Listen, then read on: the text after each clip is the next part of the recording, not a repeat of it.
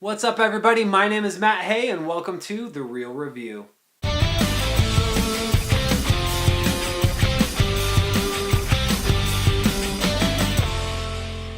The Magnificent Seven, directed by Antoine Fuqua and starring a ton of people that we all know and love. The Magnificent Seven is really a reboot or a remake of a previous film called The Magnificent Seven as well, and essentially it's this. There's a small town out in the Wild West where an evil dude comes in, takes it over with his henchmen, kills a bunch of people, takes all their money, and essentially takes advantage of them. So this inspires a woman whose husband was killed by this bad guy to reach out to others to try and get help to defend this city, to take it back. And that's where Denzel Washington's character comes into play. He actually plays a lawman that actually goes out and captures people that have warrants out for their arrest. So this lady whose husband was killed ends up finding Denzel Washington and essentially recruits him to end up recruiting 6 other guys to create the Magnificent Seven. And then through an entertaining round of character introductions, all of these people, the Magnificent Seven, end up going to fight this war for this town where it ends up being like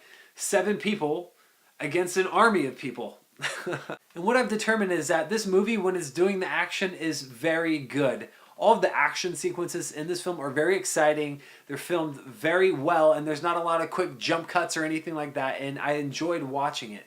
Probably the biggest plus in this film is the connection between Denzel Washington and Antoine Fuqua. Denzel has worked with him on a number of other movies, and you can just tell that they get one another, that they can work really easily together, and it was cool to see Ethan Hawke in there as well, kind of like their training day class reunion, I guess. All of the acting in this film is really good. All of the characters are actually pretty good as well. Probably one of my favorite characters in this film was not Chris Pratt's character, but Vincent D'Onofrio's character. He plays this like eccentric fur animal trapper something.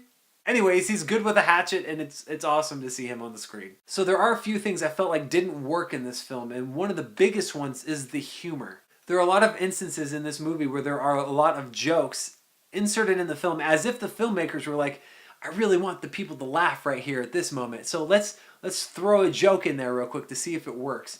And for the most part, it doesn't work. There are a lot of times where you're like, wow, that's really forced, or I don't even find that funny. I don't know why they put that in there. A lot of those jokes come from Chris Pratt's character, and not that he's bad or anything, but they just seem out of place, and like he's trying too hard, or like the writers of the film are just trying too hard to make it more entertaining than what it actually is, or make it more funny than what it actually is or should be. Another downside of this movie is I felt like it was 15 to 20 minutes too long. If they would have cut out some of those really unnecessary funny moments or some of the dramatic parts that really didn't bear any weight to the story, I felt like it could have been for a tighter, more succinct story just in general, and something that would have been easier to stay more engaged in throughout the entire time.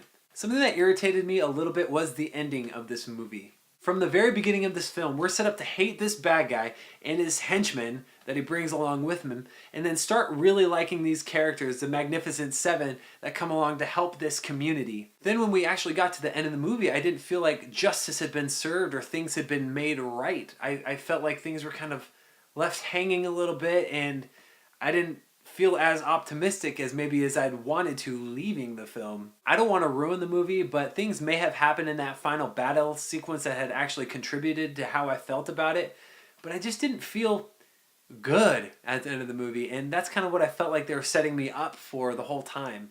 As a whole, this movie had some great action sequences, but beyond that, it was going for a lot of humor that really wasn't there. The ending left me just feeling like, meh. And I really felt like it didn't tread any new ground. It was kind of just a rehash of a lot of things I had seen in the past. On a side note, Denzel Washington, you are the man. You can do no wrong, sir. You do anything you want. I will go see any movie that you are in. You are fantastic. So I was a little bit let down by the Magnificent Seven, which is okay, that happens sometimes. I'm going to give the Magnificent Seven a C+.